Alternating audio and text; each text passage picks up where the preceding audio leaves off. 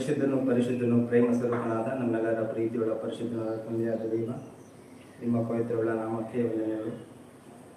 ದೇವ, ಈ ಭಾನುವಾರದ ಸಮಯದಲ್ಲಿ ನಿನ್ನ ಮಕ್ಕಳೊಂದಿಗೆ ಈ ರೀತಿಯಾಗಿ ಕೂಡಿ ನಿನ್ನ ಮಾತುಗಳನ್ನು ತಿಳಿಯಲು ಅವಕಾಶವನ್ನು ಕೊಟ್ಟಿದ್ದಕ್ಕಾಗಿ ನಿಮಗೆ ವಂದನೆಗಳನ್ನು, ಕೃತಜ್ಞತಾಸ್ತುತಿ ಸ್ತೋತ್ರಗಳನ್ನು ಸಲ್ಲಿಸೋದಾಗಿದ್ದೇವೆ.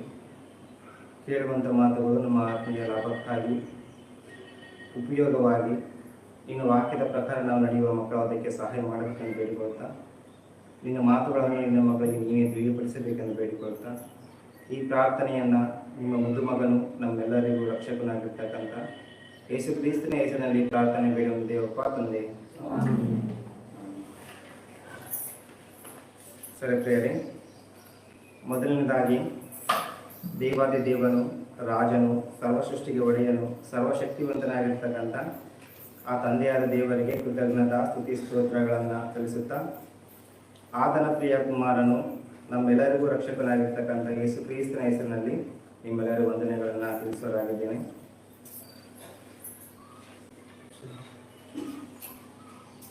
ಸರಿ ಪ್ರಿಯರೇ, ಈ ಒಂದು ಭಾನುವಾರದ ಸಮಯದಲ್ಲಿ ನಾವೆಲ್ಲರೂ ಈ ರೀತಿಯಾಗಿ ಕೂಡಿದ್ದೀವಿ. ಈ ರೀತಿಯಾಗಿ ಕೂಡಿರುವಂಥದ್ದು ದೇವರ ಕೃಪೆ ಹೊರತು ಮತ್ತಿನ್ನೇನು ಅಲ್ಲ ಪ್ರಿಯರೇ. ಈ ಒಂದು ಸಂದರ್ಭದಲ್ಲಿ ಒಬ್ಬ ರಾಜನ ಕುರಿತು ಈ ವಾರ ನಾವು ತಿಳಿದುಕೊಳ್ಳೋಣ ಪ್ರಿಯರೇ. ಆತನು ಯಾರು, ಆತನ ಜೀವಿತ ಎಂಥದ್ದು, ಆತನ ಜೀವಿತ ನಮಗೆ ಯಾವ ರೀತಿಯ ಒಂದು ಪಾಠ ಕಲಿಸಿಕೊಡುತ್ತದೆ ಎಂಬ ಒಂದು ವಿಷಯನ ಕುರಿತು ಒಂದು ಸಾರಿ ನಾವು ಯೋಚನೆ ಮಾಡೋಣ ಪ್ರಿಯರೇ. 2ನೇ ಪೂರ್ವಕಾಲ ವೃತ್ತಾಂತ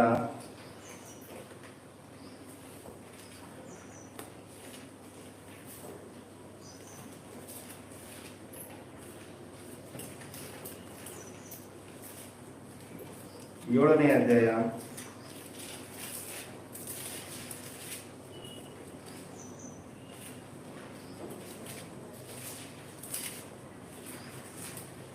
17ನೇ ಅಧ್ಯಾಯ 1ನೇ ವಚನ.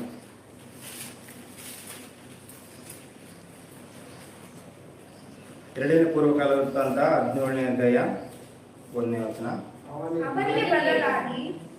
ಇಲ್ಲಿ ಪ್ರಿಯರೇ, ದೇವರು ಒಬ್ಬ ರಾಜನ ಕುರಿತು ಈ ಸಂದರ್ಭದಲ್ಲಿ ನಮಗೆ ಕೆಲವು ವಿಷಯಗಳನ್ನು ತಿಳಿಸುವುದಕ್ಕೆ ಇಷ್ಟಪಡ್ತಾ ಇದ್ದಾನೆ ಪ್ರಿಯರೇ.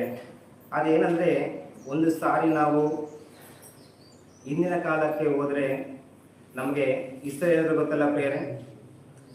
ಇಸ್ರಾಯೇಲರು ಮತ್ತು ಯೂದರು ಎಂಬಿರ್ತಕ್ಕಂಥ ರಾಜರ ಬಗ್ಗೆ ನಾವು ನೋಡ್ತೀವಿ ಪ್ರಿಯರೇ. ಮೊದಲನೇದಾಗಿ ಇಸ್ರಾಯೇಲರ ಮೊದಲನೇ ರಾಜು ಸೌಲನು ನಮ್ಮೆಲ್ಲರೂ ಗೊತ್ತಲ್ಲ ಪ್ರಿಯರೇ. ತದನಂತರ ದಾವೀದನು ಬರ್ತಾನ, ಆ ನಂತರ ಸೊಲೊಮೋನನು ಬರ್ತಾನ ಪ್ರಿಯರೇ. ಈ ಸೊಲೊಮೋನ ನಂತರ ಅಲ್ಲಿರ್ತಕ್ಕಂಥ ರಾಜ್ಯವು, ಇಸ್ರಾಯೇಲ್ ರಾಜ್ಯವು 2 ಭಾಗವಾಗುತ್ತಾ 2 ಗೋತ್ರದವರು ಯೂದ ತಗೊಳ್ತಾರೆ ಪ್ರಿಯರೇ. ಇನ್ನು 2 ಗೋತ್ರದವರು ಇಸ್ರಾಯೇಲ್ ರಾಜರಾಗಿ ಬದಲಾಗ್ತಾರ. 2 ಗೋತ್ರದವರು ಅವ್ರನ್ನ ಯೂದರು ರೆಹಬಾಮ ಎಂಬ ಒಬ್ಬ ರಾಜನ ಆಳ್ವಿಕೆ ಮಾಡ್ತಾನ. 10 ಗೋತ್ರದವರನ್ನು ಎರೆಬಾಮ ಎನ್ನುವಂಥ ರಾಜನು ಆಳ್ವಿಕೆ ಮಾಡ್ತಾನೆ ಪ್ರಿಯರೇ. ಈ ವಿಷಯನ ಯಾಕೆ ಹೇಳಕ್ಕೆ ಇಷ್ಟಪಡ್ತಿದ್ದೀನಿ ಅಂದರೆ, ಈ ಇಸ್ರಾಯೇಲರನ್ನ ದೇವರು ಆಳ್ವಿಕೆ ಮಾಡ್ತಾನ.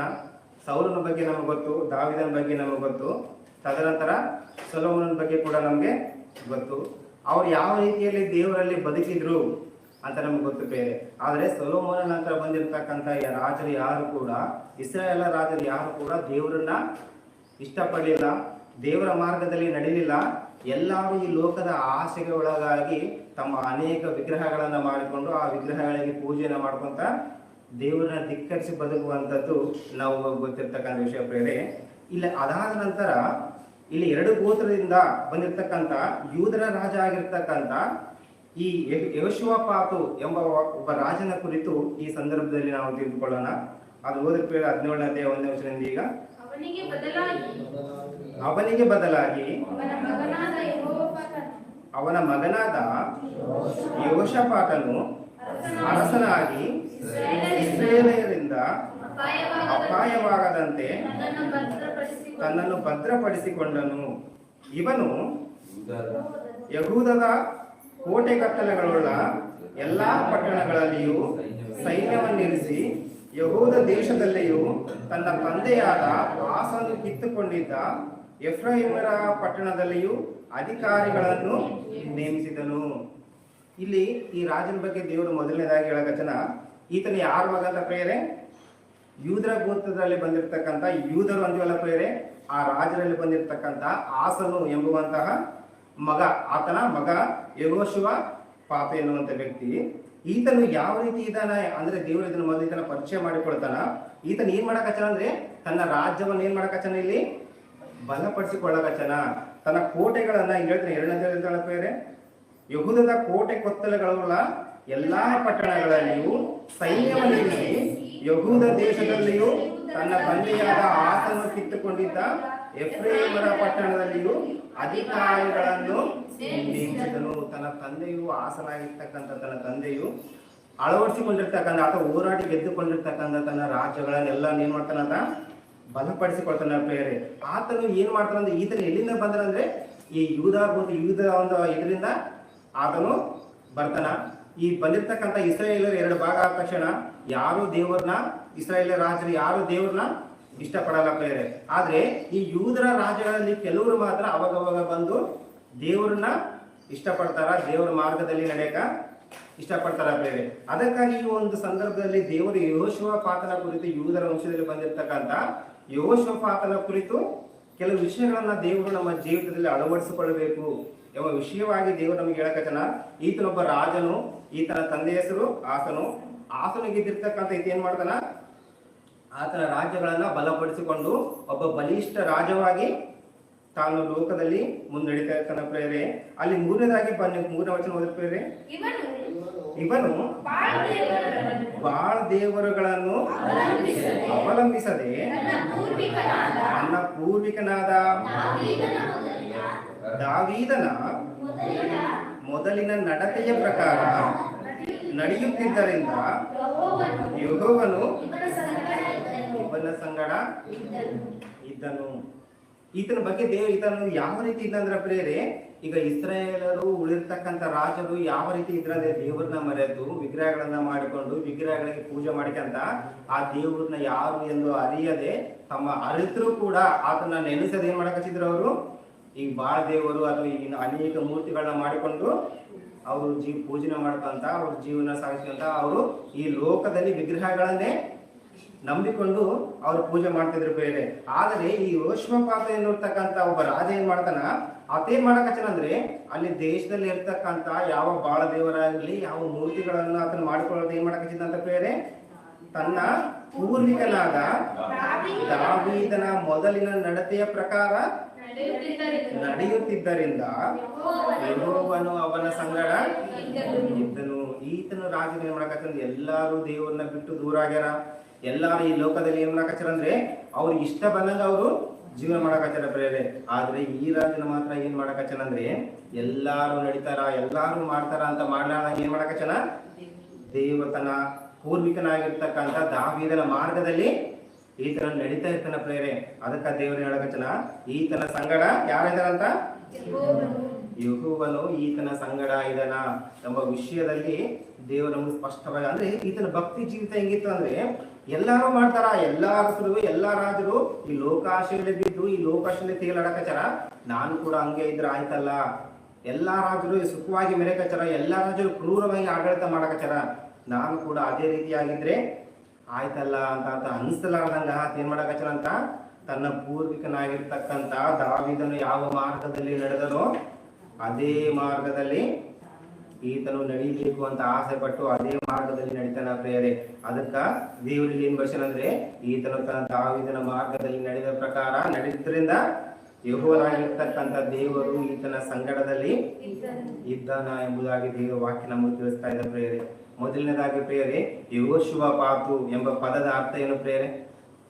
ಯೆಹೋಷಾಫಾತು ಎಂದ ತಕ್ಷಣ ಆ ಪದದ ಅರ್ಥ ಏನಂದ್ರೆ ಯೆಹೋವನು ನ್ಯಾಯ ತೀರಿಸುವಂತವನು. ಯೆಹೋಷಾಫಾತ್ ಅಂದ್ರೆ ಅರ್ಥ ಏನು ಪ್ರೇರೆ? ಯೆಹೋವನು ನ್ಯಾಯವನ್ನು ತೀರಿಸುವಂತವನು. ಆ ಹೆಸರು ಈಗ ನಮ್ಗೆ ಗೊತ್ತಿಲ್ಲ ಪ್ರೇರೆ, ಹಳೆ ಕಾಲದಲ್ಲಿ ಅಥವಾ ಆದಿ ಬೈಬಲ್ ಇರ್ತಕ್ಕಂಥ ಅನೇಕ ಹೆಸರುಗಳನ್ನ ನೋಡಿದ್ರೆ ಒಬ್ಬೊಬ್ಬರಿಗೆ ಒಂದೊಂದು ಹೆಸರುಗಳನ್ನ ಅರ್ಥವಾಗಿ ಇಟ್ಟುಕೊಂಡು ಆ ರಾಜರಾಗಿರ್ಬೋದು, ಅಲ್ಲಿರ್ತಕ್ಕಂಥ ಪ್ರಜೆಗಳಾಗಿರ್ಬೋದು, ಪ್ರವಾದಿಗಳಾಗಿರ್ಬೋದು, ಅನೇಕರಿಗೆ ಒಂದು ಅರ್ಥವುಳ್ಳ ಹೆಸರುಗಳನ್ನ ಇಡಲ್ಪಟ್ಟಿದೆ. ಈಗ ನಾವೇನ್ ಮಾಡ್ತೀವಿ, ಆ ಅರ್ಥಗಳ ಹೆಸರುಗಳು ನಮ್ಗೇನು ಬೇಕಾಗಿಲ್ಲ, ಯಾವುದೋ ಸ್ಟೈಲಿಶ್ ಆಗಿ ಒಂದು ಹೆಸರುಗಳನ್ನ ಇಟ್ಕೊಂಡು ಹೋಗ್ತೀವಿ. ಆದ್ರೆ ಇಲ್ಲಿರ್ತಕ್ಕಂಥ ಆ ಹಳೆ ಕಾಲದಲ್ಲಿ ರಾಜನ ಹೆಸರು ಏನಂದ್ರೆ ಯೆಹೋಶುವಪ್ಪ, ಅಥವಾ ಅದರ ಅರ್ಥ ದೇವರು ನ್ಯಾಯ ತೀರಿಸುವಂತವನು ಎಂಬುದಾಗಿ ಆ ವಾಕ್ಯದಲ್ಲಿ ನಮ್ಗೆ ತಿಳಿಸ್ತದೆ ಪ್ರಿಯರೇ. ಅದಕ್ಕೆ ಇದನ್ನ ಏನ್ ಮಾಡಕ ಇದನ್ನ ಒಂದು ಜೀವಿತ ಹೆಂಗಿತ್ತು ಅಂದ್ರೆ, ಈತನ ಎಲ್ಲಾ ರಾಜರಂತ ನಡೆದುಕೊಳ್ಳಾರ್ದಂಗ ತನ್ನ ಪೂರ್ವಿಕನಾದ ದಾವೀದನ ಮಾರ್ಗದಲ್ಲಿ ಈತನ ನಡೆಯಕ ಅಲ್ಲಿರ್ತಕ್ಕಂಥ ಬಾಳ ದೇವರ ಮೂರ್ತಿಗಳನ್ನ ಅವನ್ನ ಏನ್ ಮಾಡಕ ಅದ ಪೂಜೆ ಮಾಡ್ತಾ ಇಲ್ಲ, ಅದನ್ನ ತಿರಸ್ಕಾರ ಮಾಡಕ ಅವುಗಳಿಗೆ ಆತ ದೇವರುಗಳಂತ ಆತ ನಂಬಿಲ್ಲ ಪ್ರೇರೆ. ಅದೇ ರೀತಿಯಾಗಿ ಹಂಗೆ ಕೆಳಗಡೆ ಓದ್ಕಂತವ್ರು ಪ್ರೇರೆ 4ನೇ ಅಧ್ಯಾಯದಿಂದ, ಇವನು ಇಸ್ರಾಯೇಲರಂತೆ ನಡೆಯದೆ ತನ್ನ ತಂದೆಯ ದೇವರ ಭಕ್ತನಾಗಿ ಆತನ ಆಜ್ಞೆಗಳನ್ನು ಅನುಸರಿಸಿದನು. ಆದ್ದರಿಂದ ಯೆಹೋವನು ಇವನ ರಾಜ್ಯಾಧಿಕಾರವನ್ನು ಸ್ಥಿರಪಡಿಸಿದನು. ಏನ್ ಮಾಡಕಚ್ಚನ ಅಂದ್ರೆ, ಈತನು ಇಸ್ರಾಯೇಲರ ರಾಜ್ಯಗಳು ಯಾವ ರೀತಿ ನಡೆಯಕಚ್ಚರು ಆ ರೀತಿಯಾಗಿ ದುಷ್ಟ ಮಾರ್ಗದಲ್ಲಿ ನಡೆದಾಗ ಏನ್ ಮಾಡಕಚ್ಚನಂತ, ತನ್ನ ತಂದೆಯ ದೇವರು ನಂಬಿರ್ತಕ್ಕಂತ ದೇವರ ಮಾರ್ಗದಲ್ಲಿ ಈತನ ನಡೆಯಕಚ್ಚಿದ್ರಿಂದ ಯೆಹೋವನು ಇವನ ರಾಜ್ಯಾಧಿಕಾರವನ್ನು ಸ್ಥಿರಪಡಿಸಿದನು. ಯಾರು ಸ್ಥಿರಪಡಿಸಿದ ಆ ರಾಜ್ಯನ ತನ್ನ ಸ್ಥಾನವನ್ನು ಸ್ಥಿರಪಡಿಸಿಕೊಂಡ ರಾಜ್ಯವನ್ನ ಇಲ್ಲ. ಆತನು ದಾವೀದನಾಗಿರ್ತಕ್ಕಂಥ ತನ್ನ ಪೂರ್ವಿಕರ ಮಾರ್ಗದಲ್ಲಿ ನಡೀತಾನ. ದಾವೀದನ ಯಾವ ರೀತಿ ನಡೆದನಂತ ನಮ್ಮೆಲ್ಲರಿಗೂ ಗೊತ್ತು ಬೇರೆ. ಅದೇ ರೀತಿಯಾಗಿ ಆತನ ತಂದೆಯಾದ ಆಸನು ಕೂಡ ದೇವರ ವಾಕ್ಯದಲ್ಲಿ ಸ್ವಲ್ಪ ಮಟ್ಟಿಗಾದ್ರೂ ಇದನ. ಆತನ ತಂದೆಯು ದೇವರ ಭಕ್ತನಾಗಿ ಆತನ ಆಜ್ಞೆಗಳನ್ನು ಅನುಸರಿಸಿದನು. ಆದ್ದರಿಂದ ಯೆಹೋವನು ಇವನ ರಾಜ್ಯಾಧಿಕಾರವನ್ನು ಸ್ಥಿರಪಡಿಸಿದನು. ನಾವು ಕೂಡ ಅಂತೀವಲ್ಲ ಬೇರೆ, ನಾವು ಕೂಡ ನಮ್ಗೆ ಬೇಕಾಗಿರ್ತಕ್ಕಂಥ ಜೀವಿತದಲ್ಲಿ ನಾವೇನ್ ಮಾಡ್ತೀವಿ, ಈ ಲೋಕನ ಆಸೆ ಪಟ್ಟು ನಾವೇನ್ ಮಾಡ್ತೀವಿ, ದೇವರನ್ನ ತಿರಸ್ಕಾರ ಮಾಡ್ತೀವಿ. ಆ ದೇವರ ತಿರಸ್ಕಾರ ಮಾಡಿ ನಾವು ಈ ಲೋಕದಲ್ಲಿ ಹೋದ್ರೆ ನಾವು ಈ ಲೋಕದಲ್ಲಿ ಕೂಡ ಜಯ ಹೊಂದಲ್ಲ, ಆ ಪರಲೋಕದಲ್ಲಿ ಕೂಡ ನಮಗೆ ಸ್ಥಾನ ಸಿಗಲ್ಲ ಪ್ರೇರೆ. ಆದ್ರೆ ಇಲ್ಲಿ ಯೆಹೋಶುವಪಾತ ಏನ್ ಮಾಡಕಚ್ಚಿದಾನ ಅಂದ್ರೆ, ಇಸ್ರಾಯೇಲರು ನಡೆದ ಮಾರ್ಗದಲ್ಲಿ ಆತನು ನಡಿಲಾರ್ದಂಗ ಆ ತಂದೆಯಾದ ದೇವರನ್ನ ಗುರುತಿಸಿ, ಯೆಹೋವನೇ ನಿಜವಾದ ದೇವರು, ನಮ್ಮನ್ನ ಆದಿಯಿಂದ ಅಂತ್ಯದವರೆಗೂ ಕಾಪಾಡಿರ್ತಕ್ಕಂಥ ಬಂದಾತನು ಯೆಹೋವನೇ ಅಂತ ಏನ್ ಮಾಡ್ತಾನ ಅಂದ್ರೆ, ಆ ದೇವರ ಒಂದು ಮಾರ್ಗದಲ್ಲಿ ನಡೆದಿದ್ರಿಂದ ಆ ಯೆಹೋವನೇ ಈತನ ರಾಜ್ಯವನ್ನ ಏನ್ ಮಾಡ್ತಾನ, ರಾಜ್ಯಾಧಿಕಾರವನ್ನ ಸ್ಥಿರಪಡಿಸುತ್ತಾನ. ಯೆಹೂದ ರಾಜ್ಯರೆಲ್ಲರೂ ಯೆಹೋಷಾಫಾತನಿಗೆ ಕಾಣಿಕೆ ಕೊಡುತ್ತಿದ್ದರಿಂದ ಇವನ ಘನತೆಗಳು ಹೆಚ್ಚಾದವು. ಈತನ ಏನ್ ಮಾಡಕಚ್ಚನ ಅಂದ್ರೆ, ದೇವರ ಮಾರ್ಗದಲ್ಲಿ ನಡೆಯಕಚ್ಚಿದ್ದರಿಂದ ದೇವರು ಈತನ ರಾಜ್ಯವನ್ನು ಏನ್ ಮಾಡ್ತಾನ, ಸ್ಥಿರಪಡಿಸ್ತಾನ. ಈತನ ಯಾವುದೇ ಕ್ಷಣದಲ್ಲಿ ಯಾವುದೇ ಸಂದರ್ಭದಲ್ಲಿ ಬಿದ್ದು ಹೋಗ್ಲಾರ್ದಂಗ ಆತನ ಕಾಪಾಡ್ತಾನ. ಯಾಕಂದ್ರೆ ದೇವರು ಆತನ ಸಂಗಡದಲ್ಲಿ ಇದ್ದೀನಿ ಎಂಬ ಮಾತನ್ನ ಎಲ್ಲಿಗಿಂತ ಮೊದಲು ನೋಡೋದಲ್ಲ ಬೇರೆ. ಅಂದ್ರೆ ದೇವರು ಯಾರ ಸಂಗಡದಲ್ಲಿ ಇದ್ದಾನೋ ಅವ್ರನ್ನ ಯಾವುದೇ ಕಾರಣಕ್ಕಾಗೂ ಕೈ ಬಿಡುವುದಿಲ್ಲ ಎಂಬುದಾಗಿ ಈ ಯೆಹೋಶುವಪಾತನ ಜೀವಿತ ನಮಗೆ ಕಾಣಿಸ್ತಾ ಬೇರೆ. ನಿಜವಾಗ್ಲೂ ನಾವು ಕೂಡ ಈ ಲೋಕದಲ್ಲಿ ಇದ್ದೀವಿ ಪ್ರಿಯರೇ. ಈ ಲೋಕದಲ್ಲಿ ಕ್ರೈಸ್ತರಾಗಿರ್ತಕ್ಕಂಥ ನಾವು ಈ ಅನ್ಯರು ಯಾವ ರೀತಿ ಜೀವನ ಮಾಡ್ತಾರೋ ಅದೇ ರೀತಿಯಾಗಿ ನಾವು ಜೀವನ ಮಾಡಮ್ರಿ. ಅವ್ರೇನ್ ಮಾಡಕತ್ತಾರ, ಎಷ್ಟೋ ಜನರು ಪಾಪದಲ್ಲಿ ನಡೆಯಕಚ್ಚಾರ, ನಾವು ಮಾಡಿದ್ರೆ ಅಂತ ಬಿಡು. ಅದಕ್ಕೆ ನಾವೇನ್ ಮಾಡಕತ್ತೀವಿ, ಈ ಲೋಕದಲ್ಲಿ ನಾವು ಲೋಕ ಆಸೆಯಲ್ಲಿ ನಾವು ಜೀವಿಸಿ ಆ ದೇವರನ್ನು ಧಿಕ್ಕರಿಸಕಚ್ಚ ಬೇರೆ. ಆದ್ರೆ ಇಲ್ಲಿ ಯೆಹೋಷಾಫಾತು ಆ ರೀತಿ ಮಾಡ್ತಾ ಇಲ್ಲ. ಅವ್ರು ಅದೇ ರೀತಿ ಮಾಡಕಂತಾರ, ನಾನು ಆ ರೀತಿಯಾಗಿ ಮಾಡಲ್ಲ ಅಂತ ಒಂದು ಉದ್ದೇಶದಿಂದ ಇವರು ಇಸ್ರಾಯೇಲ್ ನಡೆದಿರ್ತಕ್ಕಂಥ ಮಾರ್ಗದಲ್ಲಿ ನಡೆಯದೆ ಆತನ ಪೂರ್ವಿಕನಾದ ದಾವೀದನ ಮಾರ್ಗದಲ್ಲಿ ನಡೆದು ದೇವರಿಗೆ ಮೆಚ್ಚಿಗಾಗುವ ರೀತಿಯಲ್ಲಿ ಈತನು ಬದುಕುತ್ತಾನ ಎಂಬುದಾಗಿ ದೇವರ ವಾಕ್ಯ ನಮಗೆ ತಿಳಿಸ್ತಾ ಇದೆ. ಈತನ ದೇವರ ವಾಕ್ಯದಲ್ಲಿ ಬದುಕಿದ್ದರಿಂದ ಈತನ ಧನ ಮತ್ತು ಘನತೆಗಳು ಹೆಚ್ಚಾದವು ಎಂಬುದಾಗಿ ದೇವರು ನಮಗೆ ಈ ವಾಕ್ಯದ ಮೂಲಕ ತಿಳಿಸ್ತಾ ಇದ್ದಾರೆ. ಅದೇ ರೀತಿಯಾಗಿ ಅದೇ ಪೂರ್ವಕಾಲ ವೃತ್ತಾಂತ 7ನೇ ಅಧ್ಯಾಯ 6ನೇ ವಚನ ತೆಗೆದು ಪ್ರಿಯರೇ, ಅಲ್ಲೇ ಮುಂದೆ ಕಂಟಿನ್ಯೂ ಮಾಡ್ರಿ. 17ನೇ ಅಧ್ಯಾಯ 6ನೇ ವಚನ, ಅದೇ ಕಂಟಿನ್ಯೂ 17ನೇ ಅಧ್ಯಾಯ ಇರೋದಿರಲ್ಲ ಅದೇ. ಇವನು ಯೆಹೋವನ ಮಾರ್ಗದಲ್ಲಿ ನಡೆದು ಧೈರ್ಯಗೊಂಡನು. ಇದಲ್ಲದೆ ಯಹೂದ ದೇಶದಲ್ಲಿದ್ದ ಪೂಜಾ ಸ್ಥಳಗಳನ್ನು, ಅಶೇರ ವಿಗ್ರಹ ಸ್ತಂಭಗಳನ್ನು ತೆಗೆದು ಹಾಕಿಸಿದನು. ಇದಕ್ಕಿಂತ ಮುಂದಿರ್ತಕ್ಕಂಥ ರಾಜರು ಮಾಡಿರ್ತಕ್ಕಂಥ ಈ ಬಾಳ ದೇವರುಗಳನ್ನ ಮತ್ತು ಆಶೇರ ವಿಗ್ರಹಗಳನ್ನ ಏನ್ ಮಾಡ್ತಾನ? ತೆಗೆದು ಹಾಕ್ತಾನಂತ ಪ್ರೇರೆ. ಇದು ದೇವರಿಗೆ ಇಷ್ಟವಾಗಿರ್ತಕ್ಕಂಥ ಕಾರ್ಯಗಳು ಅಲ್ಲ ಅಂತ ಏನ್ ಮಾಡ್ತಾನಂದ್ರೆ ಆತನು ಅಲ್ಲಿರ್ತಕ್ಕಂಥ ವಿಗ್ರಹಗಳನ್ನೆಲ್ಲ ಏನ್ ಮಾಡ್ತಾನ? ತೆಗೆದಾಕ್ತಾರ. ಅಂದ್ರೆ ಅದಕ್ಕಿಂತ ಮುಂಚೆಗೆ ಅಲ್ಲಿರ್ತಕ್ಕಂಥ ಜನರು ಏನ್ ಮಾಡಕತ್ತಾರ? ಆ ಬಾಳ ದೇವರುಗಳನ್ನ ಪೂಜೆ ಮಾಡಕತ್ತಾರ. ಅಲ್ಲಿರ್ತಕ್ಕಂಥ ಜನರು ಏನ್ ಮಾಡಕತ್ತಾರ? ಆಶೇರ ವಿಗ್ರಹಗಳನ್ನ ಪೂಜೆ ಮಾಡಕತ್ತಾರ. ಈಗ ಆ ಪೂಜೆ ಮಾಡುವಂತ ವಿಗ್ರಹಗಳನ್ನ ಈ ರಾಜನು ತೆಗೆಸಿದ್ರೆ ಅಲ್ಲಿರ್ತಕ್ಕಂಥ ಜನರು ಸುಮ್ಮನಿರ್ತಾರ ಪ್ರೇರೆ. ಆತನ ಮೇಲೆ ಏನ್ ಮಾಡ್ತಾರ? ದಂಗೆ ಎದ್ದಾಡ್ತಾರ, ಗಲಾಟೆ ಮಾಡ್ತಾರ, ಸ್ಟ್ರೈಕ್, ನಮ್ಮ ಭಾಷೆಯಲ್ಲಿ ಹೇಳಿದ್ರೆ ಸ್ಟ್ರೈಕ್ ಮಾಡ್ತಾರ, ಆತನ ವಿರುದ್ಧವಾಗಿ ಹೋರಾಟ ಮಾಡ್ತಾರ. ಆದ್ರೆ ಅದೇ ರೀತಿ ಅದೇ ಇರ್ತಕ್ಕಂಥ ಆ ಸಂದರ್ಭದಲ್ಲಿ ಅಲ್ಲಿರ್ತಕ್ಕಂಥ ಜನರೆಲ್ಲರೂ ಆ ಬಾಲ ದೇವರುಗಳನ್ನ ಅಶೇರ ವಿಗ್ರಹಗಳನ್ನ ಪೂಜೆ ಮಾಡ್ತಿದ್ರು ಕೂಡ ಈ ರಾಜನ ಏನ್ ಮಾಡ್ತಾನಂದ್ರೆ ಅವುಗಳನ್ನೆಲ್ಲ ತೆಗೆದು ಹಾಕ್ಬಿಡ್ತಾನಂತ. ಆದ್ರೆ ಏನಾದ್ರೂ ಆಗಲಿ ನಾನು ದೇವ್ರ ವಿಷಯದಲ್ಲಿ ನಾನು ಮುಂದೆ ಹೋಗ್ತೀನಿ, ನಾನು ಮುಂದೆ ಇರ್ತೀನಿ ಅಂತ ಏನ್ ಮಾಡ್ತಾನಂದ್ರೆ ಅಲ್ಲಿರ್ತಕ್ಕಂಥ ಎಷ್ಟೋ ಜನರನ್ನ ವಿರುದ್ಧ ಹಾಕೊಂಡು ಆ ಪೂಜೆ ಮಾಡುವಂತ ಜನಗಳನ್ನ ವಿರುದ್ಧ ಹಾಕೊಂಡು ಅಂತ ಏನ್ ಮಾಡ್ತಾನ? ಮುಂದೆ ಹೋಗ್ತಾನೆ. ನನಗೆ ಬದುಕಿದ್ರು ದೇವರೇ, ಸತ್ತನ್ನು ಕ್ರಿಸ್ತೇನೆ ಅಂತ ನಾವು ಕೇಳ್ತೀವಲ್ಲ, ವಾಕ್ಯದಲ್ಲಿ ಇದೆಯಲ್ಲ ಪ್ರೇರೆ. ಪೌಲನು ಹೇಳ್ತಾನ ಅದೇ ರೀತಿಯಾಗಿ ಯೆಹೋಷಾಫಾತ್ ಏನ್ ಮಾಡ್ತಾನಂದ್ರೆ ಅವರೆಲ್ಲರೂ ನಡೆದಂತೆ ನಡಿಲಾರ್ದಂಗೆ ಏನ್ ಮಾಡಕತ್ತಾನ? ಒಂದು ದೇವರ ಮಾರ್ಗದಲ್ಲಿ ನಡೆಯುವುದಕ್ಕೆ ಆಸೆ ಪಡ್ತಾ ಇದ್ದಾನ ಪ್ರೇರೆ.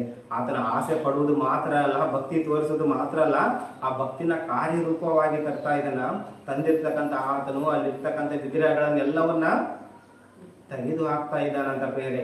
ಅದು ಮಾತ್ರವಲ್ಲ, ಆತ ಇನ್ನು ಏನ್ ಮಾಡಕತ್ತಾನಂದ್ರೆ ಅದೇ ನೋಡ್ರಿ ಪ್ರೇರೆ, 7ರಿಂದ ಓದ್ಕೊಂಡ್ರಿ. ಇವನು ತನ್ನ ಆಳ್ವಿಕೆಯ 3ನೇ ವರ್ಷದಲ್ಲಿ ತನ್ನ ಸರದಾರರಾದ ಬೆನ್ನೇಲ್, ಒಬದ್ಯ, ಜಕರ್ಯ, ನೆತನೇಲ್, ಮಿಕಾಯ ಇವರ ಜೊತೆಯಲ್ಲಿ ಶೆಮಯ, ನೆತನ್ಯ, ಜಪದ್ಯ, ಆಸ ಮತ್ತೆ ಏಲ್, ಶೆಮಿರಹೋತ್, ಜೋಷನಾಥ್, ಅದೋನಿಯ, ಟೋಬಿಯ, ತೊಬದೋನಿಯ ಎಂಬ ಲೇವಿಯರನ್ನು, ಎಲೆಶಿಮ, ಯೆಹೋರಾಮ್ ಎಂಬ ಯಾಜಕರನ್ನು ಧರ್ಮೋಪದೇಶ ಮಾಡುವುದಕ್ಕೋಸ್ಕರ ಯೆಹೂದ ದೇಶದ ಪಟ್ಟಣಗಳಿಗೆ ಕಳಿಸಿದನು. ಇವರು ಯೆಹೋವ ಧರ್ಮಶಾಸ್ತ್ರವನ್ನು ತೆಗೆದುಕೊಂಡು ಯೆಹೂದ ದೇಶಗಳೆಲ್ಲ ಸಂಚಾರ ಮಾಡಿ ಜನರಿಗೆ ಬೋಧಿಸಿದನು.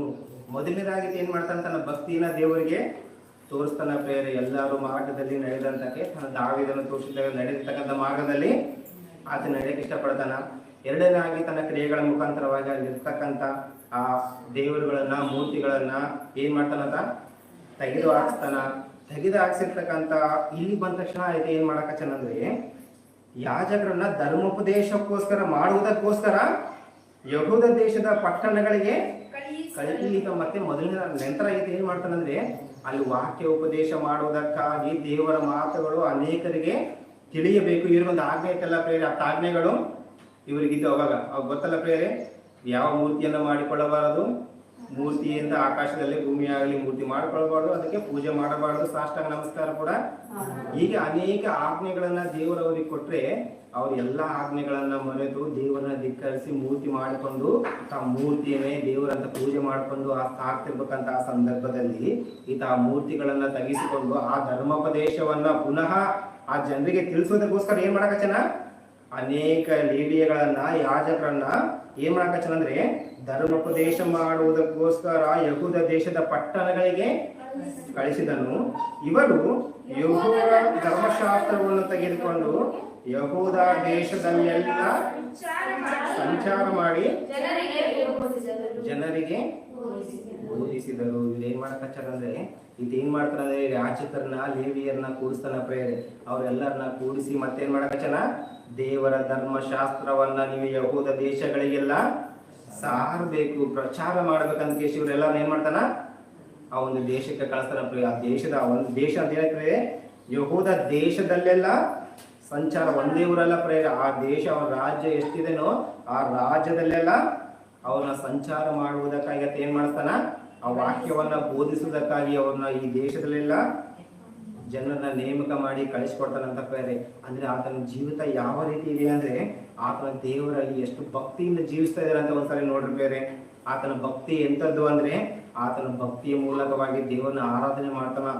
ಆರಾಧನೆ ಮಾಡಿ ಎಲ್ಲರೂ ಮಾರ್ಗದಲ್ಲಿ ನಡೆದಂಗಾತ ನಡೆಯಲ್ಲ ಒಂದಾದ್ರೆ ತಾನು ಕ್ರಿಯೆಗಳ ಮುಖಾಂತರ ಕೂಡ ಭಕ್ತಿಯನ್ನ ಆತನ ತೋರಿಸ್ಕೊಳ್ತಾನ. ಪ್ರೇರೆ ನಾನು ದೇವರ ಭಕ್ತನು ಅಂತ ಕೇವಲ ಬಾಯಿ ಮಾರ್ಗದಿಂದ ಅಂದುಕೊಳ್ಳದೆ ಆತನ ದೇವರ ಮಾರ್ಗದಲ್ಲಿ ನಡೆಯೋದಕ್ಕ ಆತ ಇಷ್ಟಪಡ್ತಾನ. ಅಂದ್ರೆ ಆತನ ಮೊದಲನೇ ಭಕ್ತಿ ತೋರಿಸ್ತಾನ.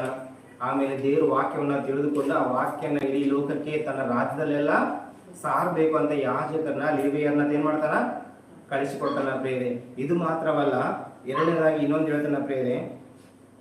ಅದೇ 2ನೇ ಪೂರ್ವಕಾಲ ಅಂತ 19ನೇ ಅಧ್ಯಾಯ 5ನೇ ವಚನ.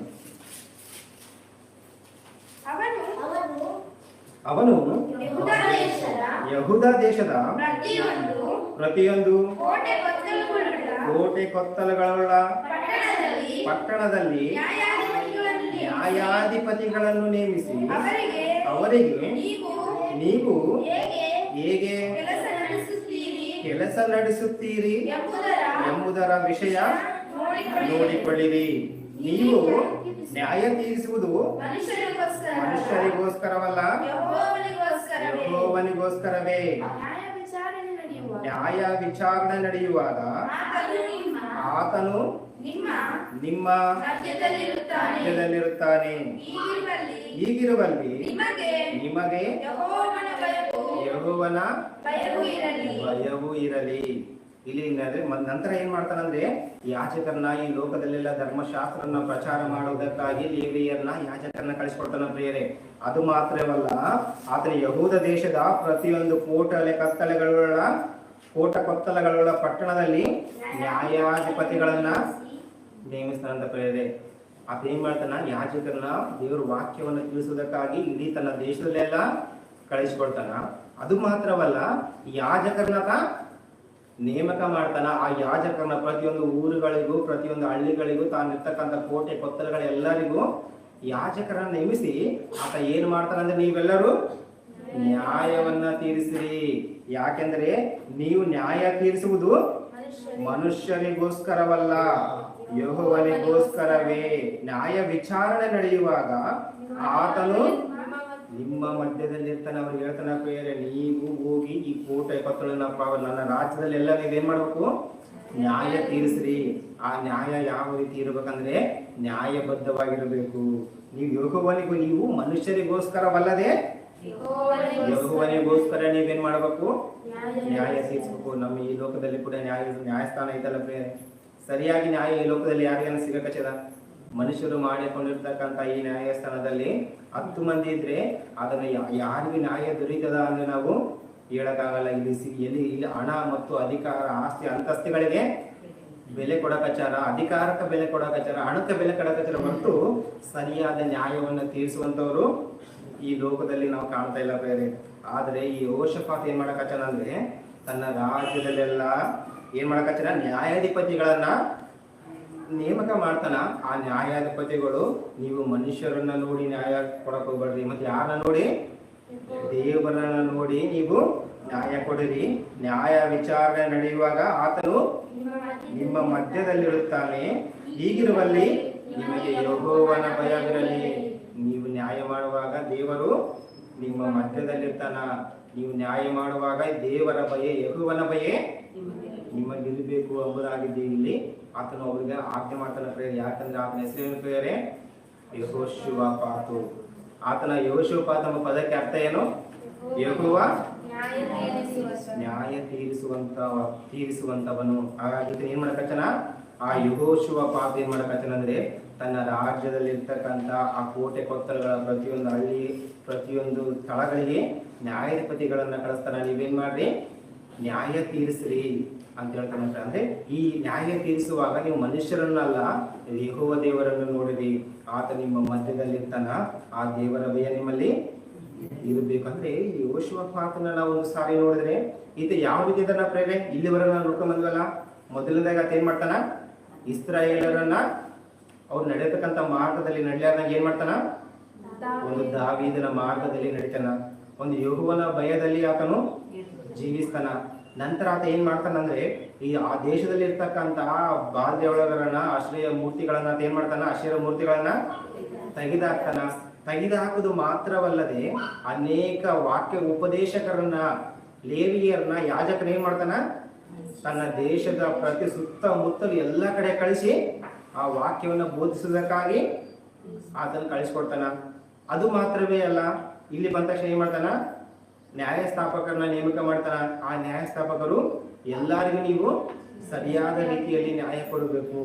ನೀವೆಲ್ಲರೂ ನ್ಯಾಯ ಕೊಡುವಾಗ ಮನುಷ್ಯರನ್ನ ನೋಡದೆ ನೀವೇನ್ ಮಾಡ್ಬೇಕು, ದೇವರು ನಿಮ್ಮ ಮಧ್ಯದಲ್ಲಿ ಇದ್ದಾನೆ ಎಂಬ ಭಯದಿಂದ ನೀವು ನ್ಯಾಯ ವಿಚಾರಣೆ ಮಾಡಬೇಕು ಎಂಬುದಾಗಿ ದೇವರು ನಮಗ ಆತನ ಮೂಲಕ ಆತನ ಏನ್ ಮಾಡಕತ್ತ ತನ್ನ ರಾಜ್ಯದಲ್ಲಿ ಇರ್ತಕ್ಕಂಥವ್ರಿಗೆ ಬೋಧ ಅಂದ್ರೆ ಈ ವಾಕ್ಯನ ನೋಡ್ತಾ ಬಂದಿರ್ತಕ್ಕಂಥ ನಮ್ಗೆ ಏನ್ ಅನಿಸ್ತಾ ಇದೆ ಅಂದ್ರೆ, ಆತನ ದೇವರಲ್ಲಿ ಯಾವ ರೀತಿ ಜೀವನ ಮಾಡಕಚ್ಚ ಅನ್ನುವಂಥ ಒಂದು ಸಾಲಿನ ಆಲೋಚನೆ ಮಾಡೋಕ್ರೆ ನಮ್ಮ ಜೀವಿತದಲ್ಲಿ ಕೂಡ ನಾವು ಈ ಲೋಕದಲ್ಲಿ ನಡೀತಾ ಇದ್ದೇವೆ. ಆದ್ರೆ ಈ ಲೋಕದಲ್ಲಿ ದೇವರನ್ನ ನಂಬಿ ಜೀವಿಸುವಂತವ್ರು ಎಷ್ಟು ಜನ ಇದ್ದಾರೋ, ದೇವರನ್ನ ನಂಬದಂತೆ ಜೀವಿಸೋರು ಕೂಡ ಅಷ್ಟೇ ಜನ ಇದ್ದಾರೆ ಪ್ರಿಯರೇ. ನಾವು ಈ ಲೋಕವನ್ನ ಅನುಸರಿಸದೆ ನಾವೇನ್ ಮಾಡ್ಬೇಕು, ದೇವರ ಮಾರ್ಗದಲ್ಲಿ ನಡೆದರೆ ಆತ ನಮ್ಮ ಸಂಗಡದಲ್ಲಿದ್ದು ಆತ ನಮ್ಮ ಕಾಪಾಡ್ತಂತ. ಆತ ನಮ್ಗೆ ನೀವು ಪ್ರಶ್ನೆ ನೋಡಿದೆಲ್ಲ ಪ್ರಿಯರೇ, ಯೆಹೋವನ ಮಾರ್ಗದಲ್ಲಿ ಆತನ ನಡೆಯೋದ್ರಿಂದ ಆತನಿಗೆ ಧನ ಮತ್ತು ಘನತೆಗಳು ಹೆಚ್ಚಾದವು. ಎದಕ್ಕಂದ್ರೆ ಆತನ ದೇವರ ಮಾರ್ಗದಲ್ಲಿ ನಡೆದಿದ್ದರಿಂದ ಆತನ ದೇವರ ಹಣ ಆಸ್ತಿ ಅಂತಸ್ತು ಕೊಟ್ಟ, ತನ್ನ ರಾಜ್ಯವನ್ನು ಏನ್ ಮಾಡಿದ, ಸ್ಥಿರಪಡಿಸಿದ. ಆತನ ಪ್ರತಿಯೊಂದು ಹೆಜ್ಜೆಯಲ್ಲಿ ಕೂಡ ದೇವರು ಆತನ ಸಂಗಡವಿದ್ದು ಆತನ ಈತನೇ ದೇವರ ಅಭಿವೃದ್ಧಿ ಮಾಡ್ಕೊಂತ ಬರ್ತಾನ ಪ್ರಿಯರೇ. ಈತನು ಕೂಡ ದೇವರ ಮಾರ್ಗದಲ್ಲಿ ಎಂದಿಗೂ ತಪ್ಪಿ ಹೋಗ್ಲಾರ್ದಂಗ ದೇವರ ಮಾರ್ಗದಲ್ಲಿ ನಡೀತಾ ಬರ್ತಾನೆ ಪ್ರಿಯರೇ. ಅದೇ ರೀತಿಯಾಗಿ ನಾವು ಕೂಡ ನಮ್ಮ ಜೀವಿತದಲ್ಲಿ ನಡಿಬೇಕು ಪ್ರಿಯರೇ. ಆದ್ರೆ ಇಲ್ಲಿವರೆಗೂ ಈತನ ಜೀವಿತ ಹೆಂಗಿತ್ತಂದ್ರೆ ಒಂದು ರೀತಿ ಆಯಿತು ಪ್ರಿಯರೇ. ಇವಾಗ ಈತನ ಜೀವಿತ ಇನ್ನೊಂದು ರೀತಿ ಆಗುತ್ತೆ ಪ್ರಿಯರೇ. ಈಗ ನಾವು ನೋಡಿದ್ರೆ ಈತನ ಯಾವ ರೀತಿ ಇದ್ದಾನಂದ್ರೆ ದೇವರ ಮಾರ್ಗದಲ್ಲಿ ಬಹಳ ಅಚ್ಚುಕಟ್ಟಾಗಿ ಈತ ನಡೀತಾನ ಪ್ರಿಯರೇ. ಆದರೆ ಈತನು ಮಾಡಿರ್ತಕ್ಕಂಥ ಒಂದು ತಪ್ಪು ಏನ್ ಗೊತ್ತಾ ಪ್ರಿಯರೇ, ಅದನ್ನು ಕೂಡ ಈ ಒಂದು ಸಂದರ್ಭದಲ್ಲಿ ನಾವು ನೋಡ್ಕೊಳ್ಳೋಣ ಪ್ರಿಯರೇ. ಅದೇ 2ನೇ ಪೂರ್ವಕಾಲ ವೃತ್ತಾಂತ 18ನೇ ಅಧ್ಯಾಯ 9ನೇ ವಚನ. ಇಲ್ಲಿವರೆಗೂ ನಾವು ನೋಡಿದ ಪ್ರಿಯರೇ, ಆತನು ಜೀವಿತನ ನೋಡಿ ಬಹಳ ಅಚ್ಚುಕಟ್ಟ ಕಾಣ್ತೀವಿ, ಬಹಳ ಅದ್ಭುತವಾಗಿ ನಮ್ಗ ಕಾಣ್ತೀವಿ. ದೇವರ ಮಾರ್ಗದಲ್ಲಿ ಆತನು ಎಷ್ಟು ಅದ್ಭುತವಾಗಿ ನಡೀತಾ ಇದೆ ನಮ್ಮ ವಿಷಯನೂ ಕೂಡ ನಮಗೆ ಗೊತ್ತಾಯ್ತು. ಆದ್ರೆ ಇಲ್ಲಿ ಬಂದಾಗ ಯೆಹೋಷುವಪಾತ ಒಂದು ತಪ್ಪು ಮಾಡ್ತಾನ ಪ್ರಿಯರೇ. ಅದೇನು ಗೊತ್ತಾ, ಓದಿರ ಪ್ರಿಯರೇ 18ನೇ ಅಧ್ಯಾಯ 9ನೇ ವಚನ. ಇಸ್ರಾಯೇಲರ ಅರಸನು ಯೆಹೂದ್ಯರ ಅರಸನಾದ ಯೆಹೋಷಾಫಾಟನು ರಾಜವಸ್ತ್ರಗಳನ್ನು ಧರಿಸಿಕೊಂಡು ಸಮರಿಯ ಪಟ್ಟಣದ ಹೆಬ್ಬಾಗಿಲಿನ ಹತ್ತಿರವಿರುವ ಬಯಲಿನಲ್ಲಿ ತಮ್ಮ ತಮ್ಮ ಆಸನ ಮೇಲೆ ಕೂತಿಕೊಂಡಿರಲು ಎಲ್ಲಾ ಪ್ರವಾದಿಗಳು ಅವರ ಮುಂದೆ ಪರವಶನಾಗಿ ಮಾತಾಡುತ್ತಾ ಇದ್ದರು. ಅವರಲ್ಲಿ ಕೇನಾನ ಮಗನಾದ ಚಿದ್ಕೀಯ ಎಂಬುವನು ಕಬ್ಬಿಣ ಕೊಂಬುಗಳನ್ನು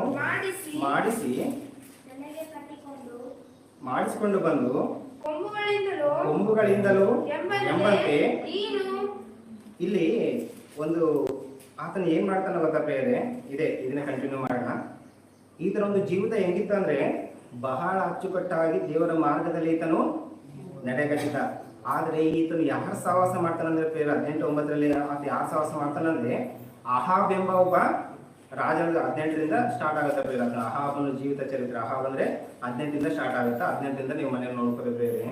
ಅಲ್ಲಿ ಅದನ್ನ ಏನಲ್ಲಕತ್ತಂದ್ರೆ ಅಹಾಬ್ ಎಂಬ ಒಬ್ಬ ಇಸ್ರಾಯೇಲರ ರಾಜ ಪ್ರಿಯರೇ. ನಾವು ಫಸ್ಟ್ ನೋಡ್ಕೊಂಡು ಬಂದ್ವಲ್ಲ, ಇಸ್ರಾಯೇಲರ ರಾಜರು ಯಾರು ಕೂಡ ಈ ಸೊಲೊಮನ್ ನಂತರ ಬಂದಿರ್ತಕ್ಕಂಥ ಇಸ್ರಾಯೇಲರ ರಾಜರು ಯಾರು ಕೂಡ ದೇವರನ್ನ ಇಷ್ಟಪಡಲಿಲ್ಲ. ದೇವರ ಒಂದು ಭಕ್ತಿ ಜೀವಿತದಲ್ಲಿ ಅವರು ನಡೀಲಿಲ್ಲ. ಅವರು ಮೂರ್ತಿಯನ್ನ ಮಾಡಿಕೊಂಡು ದೇವರನ್ನ ಧಿಕ್ಕರಿಸಿ ತಮಗೆ ಇಷ್ಟ ಬಂದಂಗ ಅವರು ಬದುಕ್ತಾರ ಪ್ರಿಯರೇ. ಆದರೆ ಅಂತ ರಾಜರಲ್ಲಿ ಒಬ್ಬನಾಗಿರ್ತಕ್ಕಂಥ ಅಹಾಬ್ ಎಂಬ ಒಬ್ಬ ರಾಜನ ಜೊತೆಗೆ ಇಸ್ರಾಯೇಲ್ ರಾಜನ ಜೊತೆಗೆ ಏನ್ ಮಾಡ್ತಾನ, ಸ್ನೇಹ ಬೆಳೆಸ್ತಾನಂತ ಪ್ರಿಯರೇ. ಈ ಇಸ್ರೇಲ್ ರಾಜನೊಂದಿಗೆ ಸ್ನೇಹ ಬೆಳೆಸಿರ್ತಕ್ಕಂಥ ಈತನು ಆಮೇಲೆ ಈತನ ಜೀವಿತ ಇಸ್ರೇಲ್ ರಾಜ ಅಹಾಬ್ ಯಾರು ಗೊತ್ತಾ ಪ್ರಿಯರೇ, ನಮ್ಗೆ ಗೊತ್ತಾ? ಈ ಯೆಜಬೇಲ್ ಎಂಬ ಸ್ತ್ರೀ ಗೊತ್ತಲ್ಲ ಪ್ರಿಯರೇ ನಮ್ಗೆ. ಯೆಜಬೇಲ್ ಎಂಬ ಸ್ತ್ರೀಯನ್ನ ವಿವಾಹ ಆಗಿರ್ತಕ್ಕಂತಾನೆ ಈ ಅಹಾಬ್ ಎಂಬ ರಾಜ ಪ್ರಿಯರೇ. ಈ ಅಹಾಬ್ ಎಂಬ ರಾಜ ಯಾರು ಮದುವೆ ಆಗಿರ್ತಾನಂದ್ರೆ ಈ ಕೆಟ್ಟ ಸ್ತ್ರೀ ಅಂತ ನಾವು ನೋಡ್ತೇವಲ್ಲ ಬೈಬಲ್, ಯೆಜಬೇಲ್ ಅಂತ, ಯೆಜಬೇಲ್ ಸ್ತ್ರೀ ಅಂತ ಆಕೆನ ಮದುವೆ ಆಗಿರ್ತಕ್ಕಂಥ ರಾಜನೇ ಅಹಾಬ್. ಈತನ ಏನ್ ಮಾಡಕಚ್ಚನ ಅಂದ್ರೆ ಈ ಯೆಹೋಷಾಫಾತು ಅಹಾಬನೊಂದಿಗೆ ಕೈ ಜೋಡಿಸಿ ಆತನೊಂದಿಗೆ ಸ್ನೇಹ ಸಂಬಂಧ ಬೆಳೆಸ್ತಾನ ಪ್ರಿಯರೇ. ಸ್ನೇಹ ಸಂಬಂಧ ಬೆಳೆಸಿರ್ತಕ್ಕಂಥ ಈತನು ಆ ಇಸ್ರಾಯೇಲರ ರಾಜ್ಯದಲ್ಲಿ ಇರ್ತಕ್ಕಂಥ ಸುಳ್ಳು ಪ್ರವಾದಿಗಳು ಅವರೊಂದಿಗೆ ಸೇರಿ ಏನ್ ಮಾಡಕಚ್ಚನ ಅಂದ್ರೆ, ತೆಗಿರಿ ಪ್ರಿಯರೇ, ಈಗ ಹೋದ್ರಿ ಅದು 11ರಿಂದ ಹೋದ್ರಿ.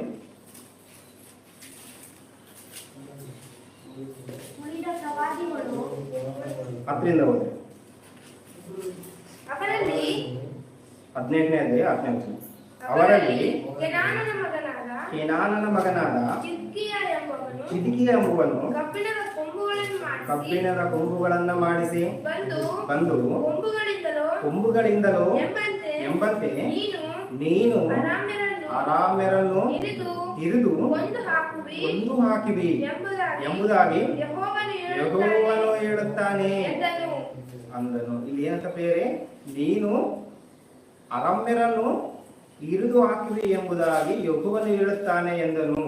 ಉಳಿದ ಪ್ರವಾದಿಗಳು ಇದೇ ತರದ ಮಾತುಗಳನ್ನು ನುಡಿದು ರಹೋಮ್ ಗಿತ್ಯಾದಿಗೆ ಹೋಗು, ನೀನು ಕೃತಾರ್ಥನಾಗಿ ಬರುವೆ, ಯೆಹೋವನು ಅದನ್ನು ನಿನ್ನ ಕೈಗೆ ಒಪ್ಪಿಸುವನು ಅಂದರು. ಇಲ್ಲಿ ಏನ್ ಮಾಡಕಚ್ಚನ ಅಂದ್ರೆ ಬೇರೆ, ಮೊದಲದಾಗಿ ಈತನ ಯೆಹೋಷಾಫಾತನ ಜೀವಿತ ಚೆನ್ನಾಗಿತ್ತು. ಆಮೇಲೆ ಏನ್ ಮಾಡ್ತಾನ, ಅಹಾಬ್ ಎಂಬ ರಾಜನೊಂದಿಗೆ ಸ್ನೇಹ ಸಂಬಂಧ ಬೆಳೆಸ್ತಾನ, ಆತನೊಂದಿಗೆ ಜೀವಿತನ ಕಂಟಿನ್ಯೂ ಮಾಡ್ತಾನ. ಆ ಒಂದು ವಾಕ್ಯದಲ್ಲಿ ಐತಲ್ ಪ್ರಿಯ, ದುಷ್ಟ ಸಹವಾಸ ಒಳ್ಳೆ ನಡತೆಯನ್ನ ಕೆಡಿಸುತ್ತದೆ ಎಂಬ ವಾಕ್ಯ ನಮ್ಮೆಲ್ಲ ಗೊತ್ತಲ್ಲ ಪ್ರಿಯರೇ. ಅದೇ ರೀತಿಗೆ ಏನ್ ಮಾಡಕಚ್ಚನ ಅಂದ್ರೆ, ಆ ಅಹಾಬ್ ಎಂಬ ರಾಜನೊಂದಿಗೆ ಏನ್ ಮಾಡಕಚ್ಚನ, ಸಂಬಂಧ ಬೆಳೆಸ್ತಾನ. ಸಂಬಂಧ ಬೆಳೆಸಿ ಕೇಸಿ ಇದು ಏನ್ ಮಾಡಕಚ್ಚನ ಅಂದ್ರೆ, ಯಾರು ಅರಾಮ್ಯರೊಂದಿಗೆ ಯುದ್ಧಕ್ಕೆ ಹೋಗ್ತಾನ. ಅರಾಮ್ಯರೊಂದಿಗೆ ಯುದ್ಧಕ್ಕೆ ಹೋಗ್ತಾನಂತ ಪ್ರೇರೆ. ಆ ಯುದ್ಧಕ್ಕೆ ಹೋಗುವಾಗ ಅಲ್ಲಿ ಅಹಾಬನೊಂದಿಗೆ ಇರ್ತಕ್ಕಂಥ ಪ್ರವಾದಿಗಳು ಗೊತ್ತಲ್ಲ ಪ್ರೇರೆ, ಇಸ್ರಾಯೇಲರ ಮಧ್ಯದಲ್ಲಿ ಇರ್ತಕ್ಕಂಥ ಪ್ರತಿಯೊಬ್ಬ ಪ್ರವಾದಿಗಳು ಎಲ್ಲಿ ಯಾವ ರೀತಿ ಇದ್ರಂದ್ರೆ, ಆ ರಾಜನ ಕೈಗಳಲ್ಲಿ ಎಲ್ಲರೂ ಸುಳ್ಳು ಪ್ರವಾದಿಗಳೇ ಇದ್ರಂತ ಪ್ರೇರೆ. ಆ ಸುಳ್ಳು ಪ್ರವಾದಿಗಳು ಇದನ್ನ ಏನ್ ಮಾಡಕಚ್ಚಾರ ಅಂದ್ರೆ, ಈ ಯೆಹೋಷಾಫಾತ ಮತ್ತು ಅಹಾಬ್ ರಾಜರಿಗೆ ಏನ್ ಹೇಳಕಚ್ಚಾರ ಅಂದ್ರೆ, ನೀವು ಅರಾಬ್ಯರನ್ನು ಇರಿದು ಕೊಂದು ಹಾಕುವಿ ಎಂಬುದಾಗಿ ಯೆಹೋವನು ಹೇಳುತ್ತಾನೆ ಎಂದು ಅವನು ಆ ಪ್ರವಾದಿಗಳು ಏನ್ ಹೇಳಕಚ್ಚಾರ ಅಂದ್ರೆ, ನೀನು ಅಹಾಮ್ಯರನ್ನು ಯುದ್ಧಕ್ಕೆ ಹೋಗ್ತಾ ಇದ್ರಿ, ನೀವು ಯುದ್ಧ ಮಾಡುವಂತ ಸಂದರ್ಭದಲ್ಲಿ ಯೆಹೋವ ನಿಮ್ಮ ಸಂಗಡ ಇದ್ದಾನ. ಅಹಾಬು ಮತ್ತು ಯೆಹೋಷಾಫಾತನ ಇಬ್ರು ಏನ್ ಮಾಡಕಚ್ಚರಿ, ಅವರನ್ನು ನೀವು ಸಂಹಾರ ಮಾಡುವಿರಿ ಎಂಬುದಾಗಿ ದೇವರು ಹೇಳುತ್ತಿದ್ದಾನೆ ಎಂಬುದಾಗಿ ಅವ್ರು ಏನ್ ಮಾಡಕಚ್ಚಾರ, ಒಂದು ಸುಳ್ಳು ಪ್ರವಚನವನ್ನ ನುಡಿದು ಅಹಾಬು ಮತ್ತು ಯೆಹೋಷಾಫಾತನ ಎಲ್ಲಿ ಕಳಿಸ್ತಾರ, ಯುದ್ಧಕ್ಕೆ ಕಳಿಸ್ತಾರ ಪ್ರೇರೆ. ಇದಕ್ಕಿಂತ ಮೊದಲು ಯೆಹೋಷಾಫಾತ ಯಾವ ರೀತಿ ಇದ್ದ ಪ್ರೇರೆ, ದೇವರೊಂದಿಗೆ ಇದ್ದ, ದೇವರ ವಾಕ್ಯದಲ್ಲಿ ಪ್ರಕಾರ ನಡೆಯಕಚ್ಚಿದ್ದ. ಆತನಲ್ಲಿ ಇರ್ತಕ್ಕಂಥ ಪ್ರವಾದಿಗಳಾಗಿರ್ಬೋದು, ವಾಕ್ಯ ಅಲ್ಲಿ ಇರ್ತಕ್ಕಂಥ ನ್ಯಾಯಾಧಿಪತಿಗಳನ್ನ ಸ್ಥಾಪಿಸಿ ಒಂದು ದೇವರ ಮಾರ್ಗದಲ್ಲಿ ಅಚ್ಚುಕಟ್ಟಾಗಿ ನಡೀತಾ ಇದ್ದ. ಆದ್ರೆ ಇಲ್ಲಿಗೆ ಬಂದಿರ್ತಕ್ಕಂಥ ಆತ ಏನ್ ಮಾಡಕಚ್ಚಾರ ಅಂದ್ರೆ, ದೇವರ ಮರೆತು ಏನ್ ಮಾಡ್ತಾನಂದ್ರೆ, ಅಹಾಬ್ ರಾಜನೊಂದಿಗೆ ಕೈ ಜೋಡಿಸ್ತಾನ. ಕೈ ಜೋಡಿಸಿ ದೇವರ ಆಜ್ಞೆ ಏನಾಯ್ತು ಅಂತ ಏನೂ ತಿಳಿಲಾರ್ದಂಗೆ ಆ ಇಸ್ರಾಯೇಲ್ ರಾಜ್ಯದಲ್ಲಿ ಅಹಾಬನ ಕೈ ಕೆಳಗಿರ್ತಕ್ಕಂಥ ಪ್ರವಕ್ತರು ಹೇಳಿರ್ತಕ್ಕಂಥ ಮಾತುಗಳನ್ನ ನಂಬಿ ದೇವರನ್ನ ಮಾತನ್ನ ಒಂದು ಸಾರಿ ಕೂಡ ಕೇಳದಂಗ ಏನ್ ಮಾಡ್ತಾನ, ಯುದ್ಧಕ್ಕೆ ಹೋಗ್ತಾನಂತ ಪ್ರೇರೆ. ಅಲ್ಲಿ ಇರ್ತಕ್ಕಂಥ ಪ್ರವಾದಿಗಳು ಕೂಡ ಅವ್ರು ಏನಂತಾರಂದ್ರೆ, ನೀವಿಬ್ರು ಯುದ್ಧಕ್ಕೆ ಹೋಗ್ರಿ, ನಿಮ್ಗ ಜಯವಾಗುತ್ತಾ ಅಂತ ದೇವರು ಯೆಹೋವನು ಹೇಳುತ್ತಿದ್ದಾನೆ ಎಂಬುದಾಗಿ ಅವ್ರು ಏನ್ ಮಾಡ್ತಾರ, ಯುದ್ಧಕ್ಕೆ ಕಳಿಸ್ತಾರಂತ ಪ್ರೇರೆ. ಅದಾದ ನಂತರ ಅವ್ರಿಗೆ ಏನಾಗುತ್ತೆ ಗೊತ್ತಾ ಪ್ರೇರೆ, 20ನೇ ಅಧ್ಯಾಯ 35ನೇ ವಚನ.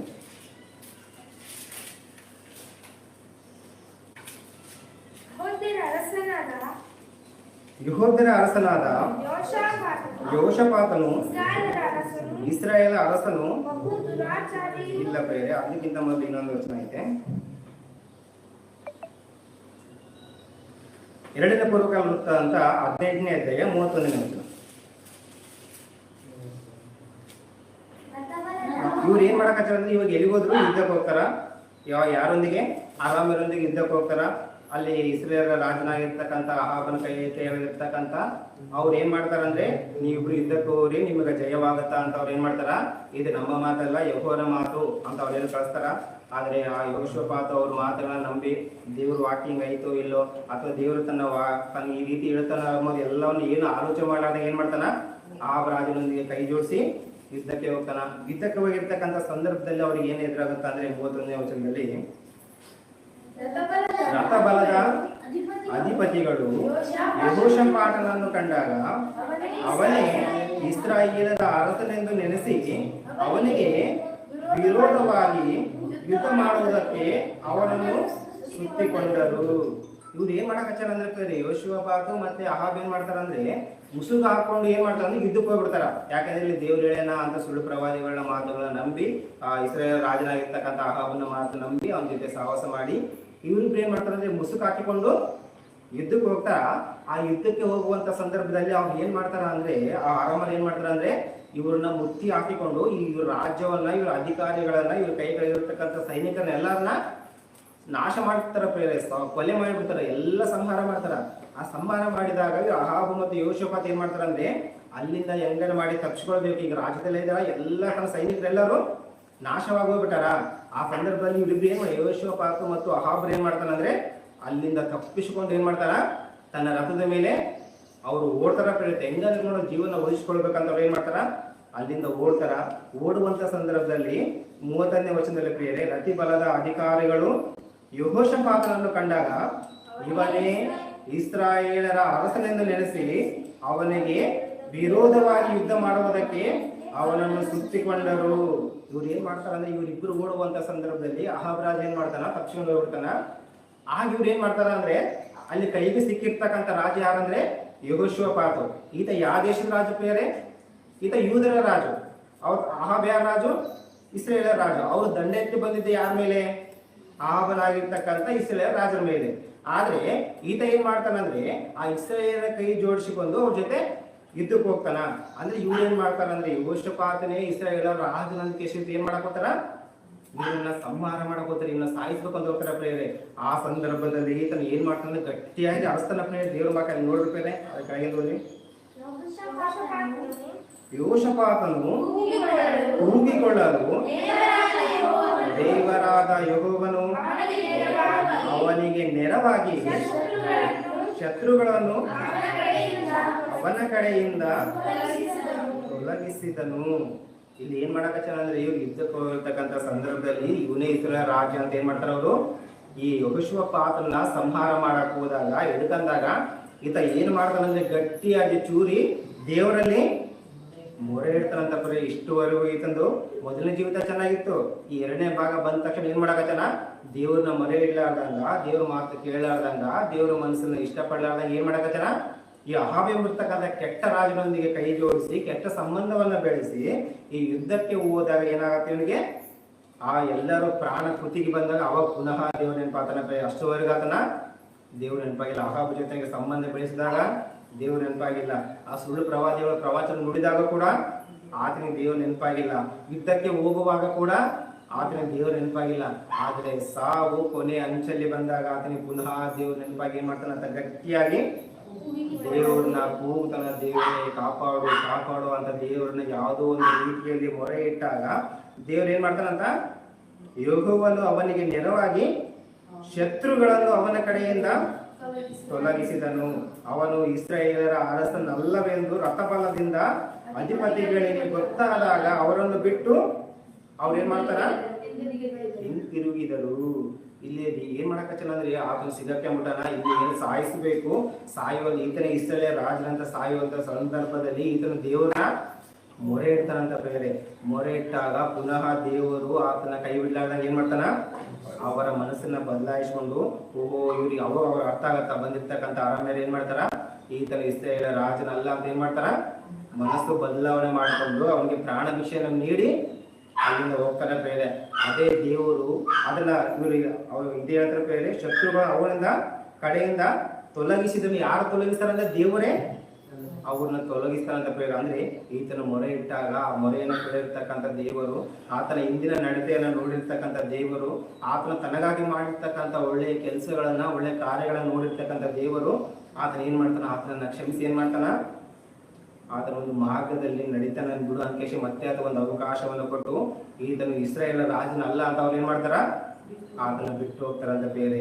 ಯಾರಾದ್ರೂ ನಮ್ಮ ಜೊತೆಗೆ ಯುದ್ಧಕ್ಕೆ ಬಂದಿದ್ದು ಈತನೆಲ್ಲ, ನಮಗೆ ನಮ್ಮ ಜೊತೆ ಬಂದಿತ್ತು ಈತನೇ ಇಸ್ರಾಯೇಲ್ ರಾಜ ಆದ್ರೇನು ಅಲ್ಲದಿದ್ರೇನು ಈತ ನಾವು ಸಂಹಾರ ಮಾಡಮು ಅಂತ ಅವ್ರು ಏನೋ ಒಂದು ಸಾಲು ಮನಸ್ಸು ಮಾಡಿ ಆತನ ಸಂಹಾರ ಅವ್ರು ಮಾಡ್ಬೋದಾಗಿತ್ತು.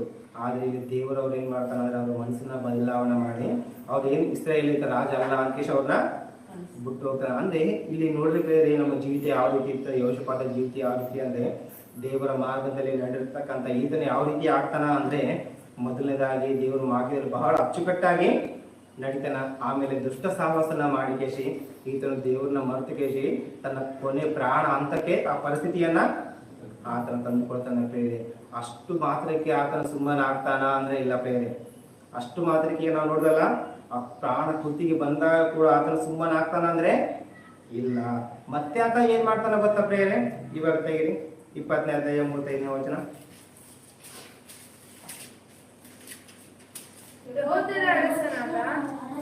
ಯೆಹೂದ್ಯರ ಅರಸನಾದ ಯೆಹೋಷಾಫಾಟನು ಇಸ್ರಾಯೇಲರ ಅರಸನು ಬಹು ದುರಾಚಾರಿಯೂ ಆದ ಅಹಾಜ್ಯನೊಡನೆ ಒಡಂಬಡಿಕೆ ಮಾಡಿಕೊಂಡನು.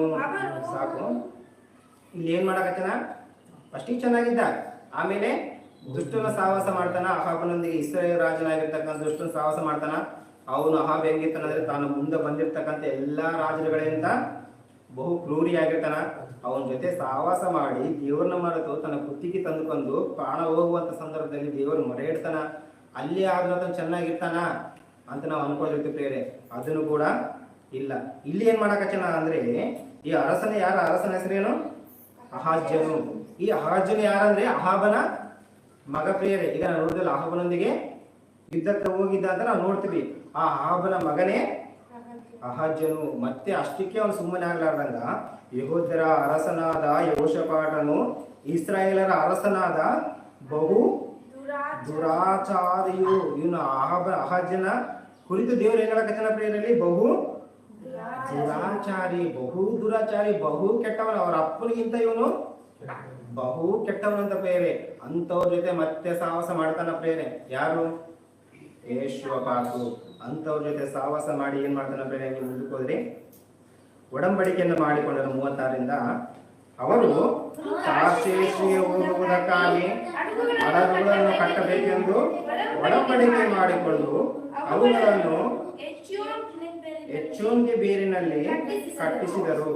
ಆಗ ಮಾರೇಷ ಊರಿನ ದಾದಾವಾಹಿವಿನ ಮಗನಾದ ಎಲೀಯೇಜರನು ಯೆಹೋಷಾಫಾಟನಿಗೆ ವಿರುದ್ಧವಾಗಿ, ನೀನು ಅಹಾಜ್ಯನೊಡನೆ ಒಡಂಬಡಿಕೆ ಮಾಡಿಕೊಂಡಿದ್ದರಿಂದ ಯೆಹೋವನು ನಿನ್ನ ಕೆಲಸವನ್ನು ಹಾಳು ಮಾಡುವನು ಎಂದು ಪ್ರವಾದಿಸಿದನು. ಕರೆಕ್ಟ್ ಇತ್ತು. ಫಸ್ಟಿಗೆ ವಾಕ್ಯ ನಾವು ಓದುವಾಗ ಯೆಹೋಷಾಫಾಟ ಬಗ್ಗೆ ದೇವರೇನಂದ? ನಾನು ನಿನ್ನ ಸಂಗಡ ಇದ್ದೀನಿ, ಯಾಕಂದ್ರೆ ನೀನು ಇಸ್ರಾಯೇಲರ ಮಾರ್ಗದಲ್ಲಿ ನಡೆಯಲಾರ್ದಂಗ ನೀನು ನಿನ್ನ ಪೂರ್ವಿಕನಾದ ದಾವೀದನ ಮಾರ್ಗದಲ್ಲಿ ನಡೆಯುವುದರಿಂದ ನಾನು ನಿನ್ನ ಸಂಗಡ ಇದ್ದೀನಿ. ನಿನ್ನ ಧನ ಮಾನ ಸಮಸ್ತವನ್ನ ನಾನು ಅಭಿವೃದ್ಧಿ ಮಾಡ್ತೀನಿ ಅಂತ ದೇವರು ಹೇಳಿಕೆ. ಈಗ ಆತನ ಸಂಗಡದಲ್ಲಿದ್ದು ಆತನ ಬೇಕಾಗಿರ್ತಕ್ಕಂಥ ಪ್ರತಿಯೊಂದು ಸ್ಥಿರವಾಗಿ ಕಟ್ಟಿಕೊಟ್ರೆ ಆತ ಏನ್ ಮಾಡ್ತಾನ? ಕರೆಕ್ಟ್ ಆಗಿರ್ಬೇಕು. ಕರೆಕ್ಟ್ ಆಗಿ ಕೆಲವು ವರ್ಷಗಳ ಇದ್ದಾತ ಏನ್ ಮಾಡ್ತಾನ? ಈ ಕೆಟ್ಟ ಸಹವಾಸ ಮಾಡಿ ಕೇಸಿ, ಅಹಾಬನ ಸಹವಾಸ ಮಾಡಿ ಕೇಸಿ ದೇವ್ರನ್ನ ಧಿಕ್ಕರಿಸಿ ತನ್ನ ಕೃತಿಗೆ ತಂದುಕೊಳ್ತಾನ. ತನ್ನ ಸಾವಿನ ಅಂಚಿಗೆ ತಂದುಕೊಳ್ತಾನ. ಆವಾಗ ದೇವ್ರನ್ನ ಮರೆಯಿಟ್ಟಾಗ ದೇವ್ರ ಆತನ ಏನ್ ಮಾಡ್ತಾನ? ಕ್ಷಮಾಪಣೆ ನೀಡ್ತಾನ. ಅಷ್ಟಕ್ಕೂ ಆತನ ಏನ್ ಮಾಡ್ಬೇಕು? ಸುಮ್ಮನೆ ಆಗಿರ್ಬೇಕಲ್ಲ? ಇಲ್ಲ. ಇಲ್ಲಿ ಏನ್ ಮಾಡ್ತಾನ? ಮತ್ತೆ ಅಹಾಬನ ಮಗನಾಗಿರ್ತಕ್ಕಂಥ ಅಹಾಜ್ಯನೊಂದಿಗೆ ಮತ್ತೆ ಸಂಬಂಧ ಬೆಳೆಸ್ತಾನ. ಮತ್ತೆ ಒಡಂಬಡಿಕೆನ ಮಾಡ್ಕೊಂತಾನ. ಒಡಂಬಡಿಕೆನ ಮಾಡಿಕೊಂಡು ಹಡಗುಗಳನ್ನ ತಯಾರಿಸಿಕೊಂಡು ಒಂದು ಬಿಸ್ನೆಸ್ ಮಾಡೋಣ ಅಂತ ಇವ್ರು ಏನ್ ಮಾಡ್ತಾರ? ಮತ್ತೆ ಪ್ಲಾನಿಂಗ್ ಮಾಡ್ತಾರ. ಅಂದ್ರೆ ಈ ವಾಕ್ಯವನ್ನ ತಿಳಿದುಕೊಂಡಿರ್ತಕ್ಕಂಥ ನಾವು ಅನ್ಯರೊಂದಿಗೆ ಬಿಸ್ನೆಸ್ ಮಾಡಕ್ ಹೋಗೋದು ಬಹಳ ತಪ್ಪು ಎಂಬುದಾಗಿ ವಾಕ್ಯ ತಿಳಿಸ್ತೇ ಇದೆ. ಯಾಕಂದ್ರೆ ಈ ಅನ್ಯರು ಏನ್ ಮಾಡ್ತಾರೆ? ಅವ್ರ ಉದ್ದೇಶ ಏನಿರುತ್ತಂದ್ರೆ, ನಾನು ಹೆಂಗನ ಮಾಡಿ ಬಿಸ್ನೆಸ್ ಅಲ್ಲಿ ಏನ್ ಮಾಡ್ಬೇಕು? ಹಣ ಸಂಪಾದನೆ ಮಾಡಬೇಕು. ನಾನು ಹೆಂಗನ ಮಾಡಿ ನಾನು ಇನ್ನೊಬ್ಬರ ತಲೆ ಹಿಡಿತೀನೋ ಏನ್ ಮಾಡ್ತೀನೋ ಗೊತ್ತಿಲ್ಲ. ನನ್ನ ಬಿಸ್ನೆಸ್ ಅಲ್ಲಿ ನಾನು ಏನ್ ಮಾಡ್ಬೇಕು? ಇನ್ನೊಬ್ಬರಿಗೆ ಮೋಸ ಮಾಡಿ ಆದ್ರೂ ನನ್ನ ಬಿಸ್ನೆಸ್ ಅನ್ನು ನಾನು ಅಭಿವೃದ್ಧಿ ಮಾಡಿಕೊಳ್ಬೇಕು ಎಂಬುದಾಗಿ ಈ ಲೋಕದ ಜನರಲ್ಲಿ, ಬಹಳ ಜನರಲ್ಲಿ ಒಂದು ದುರಾಲೋಚನೆ ಇರುತ್ತೆ ಬೇರೆ. ಅಂತವರೊಂದಿಗೆ ಮತ್ತೆ ಏನ್ ಮಾಡ್ತಾನ? ಆ ಅಹಾಬನ ಮಗನಾಗಿರ್ತಕ್ಕಂಥ ಅಹಾಜ್ಯನೊಂದಿಗೆ ಕೈ ಜೋಡಿಸ್ತಾನ. ಆತನ ಕುರಿತು ದೇವರು ಹೇಳಕಚ್ಚನ ಅಂದ್ರೆ, ಇವನು ಅವರ ಅಪ್ಪಗಿಂತ ಕೆಟ್ಟವನು ಎಂಬುದಾಗಿ ದೇವರು ಅವನ ಬಗ್ಗೆ, ಅವನ ಕ್ಯಾರೆಕ್ಟರ್ ಬಗ್ಗೆ, ಅವನ ಇಂಟ್ರೊಡ್ಯೂಷನ್ ಅಂತ ಬೇರೆ ಅವನ ಬಗ್ಗೆ ತಿಳಿಸ್ಕೊಡ್ತಾನೆ. ಅಂದ್ರೆ ಆತನ ಯೆಹೋವನು ಏನ್ ಮಾಡ್ತಾನೆ? ಇದ್ರ ಜೊತೆ ಕೈ ಜೋಡಿಸಿದಾಗ ಇಲ್ಲಿ ದೇವ್ರು ಏನ್ ಹೇಳಕಚ್ಚನ ಅಂದ್ರೆ, ಒಬ್ಬ ಪ್ರವಾದಿ ಬಂದು ಹೇಳ್ತಾನೆ ಪ್ರೇರೆ ಏನಂತ? ಯೆಹೋವನು ನಿನ್ನ ಕೆಲಸವನ್ನು ಹಾಳು ಮಾಡುವನು ಎಂಬುದಾಗಿ ದೇವರು ಆತನ ಪ್ರವಾದಿ ಮುಖಾಂತರವಾಗಿ ಬಂದು ಎಚ್ಚರಿಕೆ ನೀಡುತ್ತಾರೆ. ಅವಾಗ ಏನಾಗುತ್ತಂದ್ರೆ, ಆ ಹಡಗುಗಳು ಒಡೆದು ಹೋಗುವುದರಿಂದ ತಾರ್ಷೀಷಿಗೆ ಹೊರಡಲಿಲ್ಲ. ಅವ್ರು ಹಡಗನ್ನ ಕಟ್ತಾರ. ಹಡಗನ್ನ ಕಟ್ಟಿ ದೊಡ್ಡ ಬಿಸ್ನೆಸ್ ಮಾಡಮು, ನಾವು ಹೆಚ್ಚು ಅಭಿವೃದ್ಧಿ ಮಾಡಮು, ಹೆಚ್ಚು ಹಣ ಸಂಪಾದನೆ ಮಾಡ್ಕೊಳಮು ಅಂತ ದೊಡ್ಡ ದೊಡ್ಡ ಹಡಗುಗಳನ್ನ ಕಟ್ಕೊಂಡವ್ರು ಏನ್ ಮಾಡ್ತಾರ? ಟಾರ್ಚಿಗೆ ನಮ್ಮ ಹಡಗುಗಳನ್ನ ಬಿಡುವಂತ ಪ್ಲಾನ್ ಮಾಡ್ತಾರ. ಅವಾಗ ದೇವರು ಅದನ್ನು ಪ್ರವಾದಿಗಳ ಮೂಲಕವಾಗಿ ಹೆಚ್ಚಿಸ್ತಾನ. ನೀನು ದೇವರ ಮಾತನ್ನು ಧಿಕ್ಕರಿಸಿದ್ರಿಂದ ನಿನ್ನ ಪ್ರತಿಯೊಂದು ಕೆಲಸದಲ್ಲಿ ದೇವರು ನಿನಗ ಭಂಗ ಮಾಡ್ತಾನ ಅಂತ ಹೇಳ್ತಾನ. ಆ ಹಡಗುಗಳನ್ನ ದೇವ್ರು ಏನ್ ಮಾಡ್ತಾನ, ತಾರ್ಷೀಷಿಗೆ ಹೋಗುವಂತ ಮೊದಲೇ ಅದನ್ನ ಏನ್ ಮಾಡ್ತಾನ, ನಾಶ ಮಾಡ್ತಾನ ಬೇರೆ. ಅದೇ ರೀತಿ ಅಂದ್ರೆ ಇಲ್ಲಿ ದೇವ್ರ ವಾಕ್ಯ ನಮ್ಗೆ ಏನ್ ತಿಳಿಸಕತ್ತದಂದ್ರೆ, ನಾವು ಕೆಟ್ಟವರೊಂದಿಗೆ ಸಹವಾಸ ಮಾಡಿದ್ರೆ ನಮ್ಮ ಜೀವಿತ ಏನಾಗುತ್ತಾ, ನಮ್ಮ ಆಧ್ಯಾತ್ಮಿಕ ಜೀವಿತ ಕೂಡ ಕೆಟ್ಟ ಹೋಗುತ್ತಾ ಬೇರೆ. ಒಂದು ಸಾರಿ ನಾವು ಯೋಷಪಾತ ಜೀವಿತನ ನಾವು ನಮ್ಮ ಜೀವಿತದಲ್ಲಿ ಏನ್ ತಿಳಿಸ್ತಾ ಇದೆ ಅಂದ್ರೆ, ಇದಕ್ಕಿಂತ ಮೊದಲು ಕೂಡ ನಾವು ಯಾವ ರೀತಿ ಇದ್ದ, ಯೋಷಪಾತ ಯಾವ ರೀತಿ ಇದ್ದ ಅಂದ್ರೆ ದೇವರಲ್ಲಿ ಇದ್ದ, ದೇವರ ವಾಕ್ಯದಲ್ಲಿ ನಡೀತಾ ಇದ್ದ, ದೇವರ ಮಾತುಗಳನ್ನ ಅನುಸರಿಸಿಕೊಂಡು ನಡೀತಾ ಇದ್ದ. ಅವನ ಹೆಸರು ಯೋಷಪಾತ, ಯೆಹೋವನು ನ್ಯಾಯ ತೀರಿಸು ನಮ್ಮ ರೀತಿಯಲ್ಲಿ ದೇವರು ಆತನಿಗೆ ಇರ್ತಕ್ಕಂಥ ಪ್ರತಿಯೊಂದು ಕಟ್ಟಳೆಗಳನ್ನ ಆತನು ಅನುಸರಿಸಿಕೊಂಡು ನಡೀತಾ ಇದ್ದ ಬೇರೆ. ಎಲ್ಲ ಮೂರ್ತಿಗಳನ್ನ ತೆಗೆದು ಹಾಕಿ ಯೆಹೋವನ ಮಾತುಗಳನ್ನ, ದೇವರ ಮಾತುಗಳನ್ನ ತನ್ನ ರಾಜ್ಯದ ಪ್ರತಿಯೊಂದು ಊರುಗಳಿಗೂ ವಾಕ್ಯನ ಸುವಾರ್ತೆಗಾಗಿ ಕಳಿಸ್ತಾನ ಪ್ರೇರೆ. ನಮ್ಮ ಭಾಷೆಯಲ್ಲಿ ಈಗಿನ ವಾಕ್ಯದಲ್ಲಿ ಹೇಳ್ಬೇಕಾದ್ರೆ ಸುವಾರ್ತೆ ಮಾಡುವುದಕ್ಕಾಗಿ ಅನೇಕ ರಾಜರನ್ನ, ಯಹೂದಿಯರನ್ನ, ಲೇವಿಯರನ್ನ ಏನ್ ಮಾಡ್ತಾನ, ಸಿದ್ಧ ಮಾಡಿಕೊಂಡು ಎಲ್ಲಾ ಊರುಗಳಿಗೂ ಕಳಿಸ್ತಾನ. ತನ್ನ ರಾಜ್ಯದ ಪ್ರತಿಯೊಂದು ದೇಶಗಳಿಗೂ ಕಳಿಸ್ತಾನ. ಆ ದೇಶದಲ್ಲಿರ್ತಕ್ಕಂಥ ಪ್ರತಿಯೊಬ್ಬ ನ್ಯಾಯವನ್ನು ತೀರಿಸುವುದಕ್ಕಾಗಿ ನ್ಯಾಯ ಸ್ಥಾಪಕರನ್ನ ನೇಮಕ ಮಾಡ್ತಾನ. ಬಹಳ ಚೆನ್ನಾಗಿತ್ತು ಆತನ ಜೀವಿತ. ಆತನೊಂದಿಗೆ ದೇವರು ನಾನು ನಿನ್ನ ಸಂಗಡ ಇದ್ದೀನಿ ಅಂತ ಕೂಡ ದೇವರು ಹೇಳಿದ ಬೇರೆ. ಆದರೆ ಯಾವಾಗ ಕೆಟ್ಟವರೊಂದಿಗೆ ಸಹವಾಸ ಮಾಡ್ತಾನೋ, ಅಹಬ್ಬರೊಂದಿಗೆ ಸಹವಾಸ ಮಾಡ್ತಾನೋ, ತನ್ನ ಜೀವಿತ ಬದಲಾಯಿತು ಬೇರೆ. ದೇವರು ಅದನ್ನ ಏನ್ ಮಾಡ್ತಾನ, ನಿನ್ನ ಮಾಡುವ ಒಂದು ಪ್ರತಿಯೊಂದು ಕೆಲಸದಲ್ಲಿ ನಾನು ನಿನ್ಗ ಭಗ್ನ ಮಾಡ್ತೀನಿ ಎಂಬುದಾಗಿ ದೇವರು ನಮ್ಗೆ ವಾಕ್ಯ ತಿಳಿಸ್ತಾ ಇದೆ ಬೇರೆ. ಆದ್ರಿಂದ ದೇವರು ನಂಬಿಕೊಂಡಿರ್ತಕ್ಕಂಥ ನಾವಾದ್ರೂ ಕೂಡ ಯೋಷಪಾತನ ಜೀವಿತನ ಒಂದು ಸಾರಿ ನಾವು ನೋಡಿದ್ರೆ ಬೇರೆ, ನಾವು ದೇವರ ಮಾರ್ಗದಲ್ಲಿ ಎಲ್ಲಿವರೆಗೆ ನಡಿತೇವೋ ಅಲ್ಲಿವರೆಗೂ ದೇವರು ನಮ್ಮ ಕೈ ಹಿಡಿತಾನ ಪ್ರೇರೆ. ನಾವು ದಾರಿ ತಪ್ಪಿದ್ರೆ ದೇವರು ನಮ್ಗೆ ಇನ್ನೊಂದು ಅವಕಾಶವನ್ನು ಕೊಡಬಹುದು ಪ್ರೇರೆ. ಆದ್ರೆ ಅವಕಾಶ ನಾವು ಜೀವದಿಂದ ಇರುವ ಒಳಗೆ ನಾವೇನ್ ಮಾಡಬೇಕು, ತೆಗೆದುಕೊಂಡು ನಮ್ಮ ಜೀವಿತವನ್ನು ನಾವು ಸರಿದಿಟ್ಕೊಳ್ಳೋದು ಬೇರೆ. ಇಲ್ಲಾಂದ್ರೆ ಯೋಷಪಾತಂತರ ನಮ್ಮ ಜೀವಿತ ಕೂಡ ಆಗುತ್ತಾ. ನಾವು ಸಹವಾಸ ಮಾಡುವಾಗ ಕೂಡ ದೇವರ ವಾಕ್ಯದಲ್ಲಿ ಇದ್ದಾರು ಅಥವಾ ಇವರು ದೇವರ ಯಾವ ರೀತಿಯಲ್ಲಿ ಇದ್ದಾರೆ, ಇವರ ಜೀವಿತ ಯಾವ ರೀತಿ ಇದೆ, ದೇವರನ್ನ ನಂಬಿಕೊಂಡಾರ, ಇವರು ಒಳ್ಳೆ ಜೀವಿತನ ಜೀವಿಸ್ತಾ ಇದ್ದಾರ, ದೇವರ ಮಾರ್ಗದಲ್ಲಿ ಇವರು ನಡೀತಾ ಇದ್ದಾರಾ ಅಂತ ನಾವು ಆ ನಡತೆಯನ್ನು ನೋಡಿ ಕೂಡ ನಮ್ಮ ಸಹವಾಸವನ್ನು ಕೂಡ ನಾವು ಎಚ್ಚೆತ್ತುಕೊಂಡು ಗ್ರಹಿಸಿಕೊಂಡು ಆಲೋಚನೆ ಮಾಡಿ ಬಹು ಜಾಗರೂಕರಾಗಿ ಸಂಬಂಧ ಬೆಳೆಸಬೇಕೆಂಬುದಾಗಿ ವಾಕ್ಯ ನಮಗ ತಿಳಿಸ್ತಾ ಇದೆ ಪ್ರೇರೆ. ಆದ್ರಿಂದ ನಾವು ಕೂಡ ಇಂದಾಗಿ ಯೋಷಪಾತನ ಜೀವಿತ ನೋಡಿರ್ತಕ್ಕಂಥ ನಾವು ನಮ್ಮ ಜೀವಿತದಲ್ಲಿ ನಾವು ಯಾರೊಂದಿಗೆ ಸಂಬಂಧ ಬೆಳೆಸುವಾಗ ಅಥವಾ ಯಾರೊಂದಿಗೂ ಸ್ನೇಹವನ್ನು ಬೆಳೆಸುವಾಗ ನಾವು ಯಾವ ರೀತಿ ನಮ್ಮ ಜೀವಿತ ಆಗುತ್ತದೋ ಅಂತ ನಾವು ಯೋಷಪಾತನ ಜೀವಿತನ ನೋಡಿಕೆಸಿ ನಾವು ಸಂಬಂಧ ಬೆಳೆಸೋ ಪ್ರೇರೆ. ಇವೆರಡು ಮಾತುಗಳ ನಮ್ಮ ನಿಮಗೆ ಆತ್ಮೀಯ ಲಾಭಕ್ಕಾಗಿ ದೇವರ ಆಶೀರ್ವದಿಸಲಿ ಪ್ರಾರ್ಥನೆ ಮಾಡಿಕೊಳ್ಳೋಣ.